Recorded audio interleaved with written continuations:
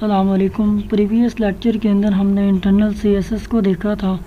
आज के इस लेक्चर के अंदर हम इंटरनल सीएसएस को मज़ीद अच्छे तरीके से सीखेंगे। जो हमने लॉगिन फॉर्म क्रिएट किया था प्रीवियस लेक्चर के अंदर, आज हम उसको अच्छे तरीके से डिज़ाइन करना सीखेंगे ताकि वो दिखने में अच्छा लगे। तो बढ़ते हैं अपने कोड एडिटर की तरफ। तो आज वीडियो को शुरू करते हैं। तो ये हमने बॉर्डर दिया, बॉर्डर का टैग लगाया था, हम इसको करेंगे रिमूव करने के बाद यहाँ पर आपने टैग लगाना है स्टाइल का टैग लगाने के बाद यहाँ आपने लगाना है बॉर्डर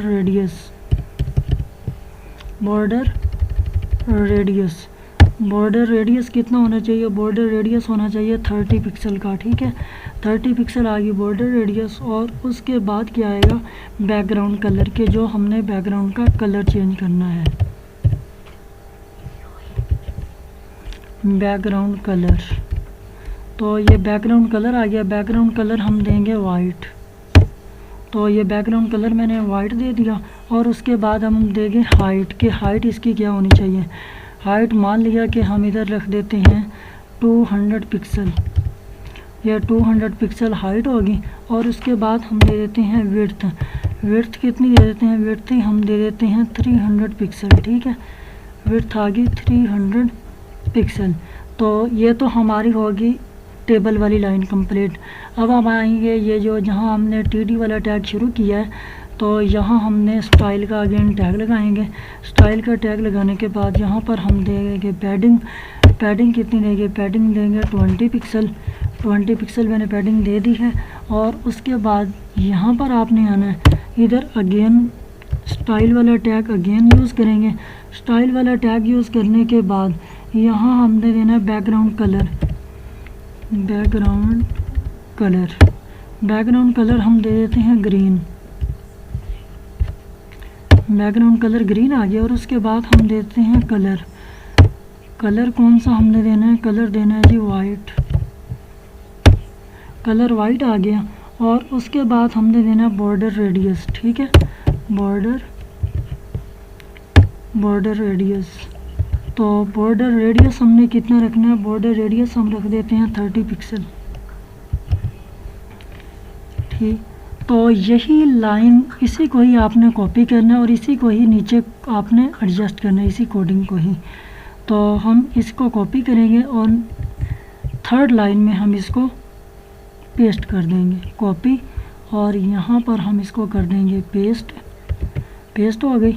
फिर उसके बाद हमने इसको यहाँ से करना है कॉपी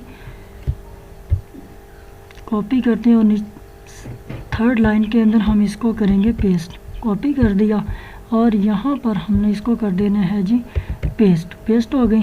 तो ये 2 लाइंस कंप्लीट हो गई।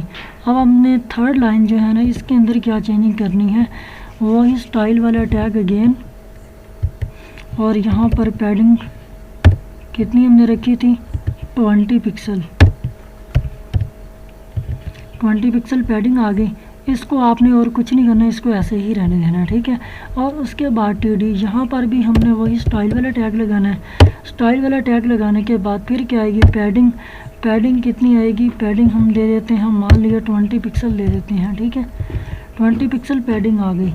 पैडिंग देने के बाद अब हमने ये जो बटन वाला टैग हमने जहाँ से शुरू किया था, यहाँ हमने अगेन टैग लगाना है स्टाइल का टैग लगाने के बाद यहाँ पर हम देंगे बैकग्राउंड कलर हमने कौन सा देना है? वो हमने देना है ब्लू।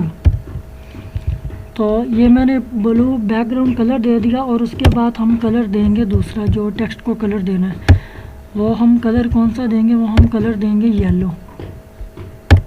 तो ये मैंने कलर दे दिया येलो। और उसके बाद हम इसकी रखेंगे विड्थ कितनी होनी चाहिए? विड्थ हम मान लिया यहाँ पर रख देते हैं 100 पिक्सल। तो ये मैंने विड्थ रख दी 100 पिक्सल। और उसके बाद हम इसकी हाइट को रखेंगे 30 पिक्सल।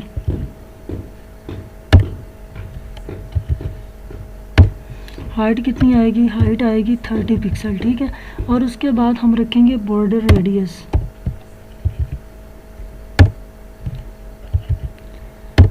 रेडियस हमने यहाँ पर कितना रखना है? वो हम रख देंगे 40 पिक्सल।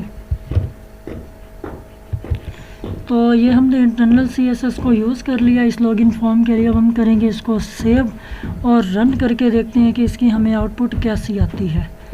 चलते हैं अपने ब्राउज़र की तरफ और देखते हैं कि आउटपुट हमें कैसे शो होती है। तो ये आप देख रहे हैं कि ये हमने लॉगिन फॉर्म को अच्छे तरीके से, बेस्ट तरीके से हमने इसको देख लिया और हमने इसकी डिज़ाइन भी कर लिया इसको। तो मिलते हैं इंशाल्लाह नेक्स्ट लेक्चर के अंदर। तब तक के लिए अल्लाह हाफ़िज़ और कीप लर्निंग।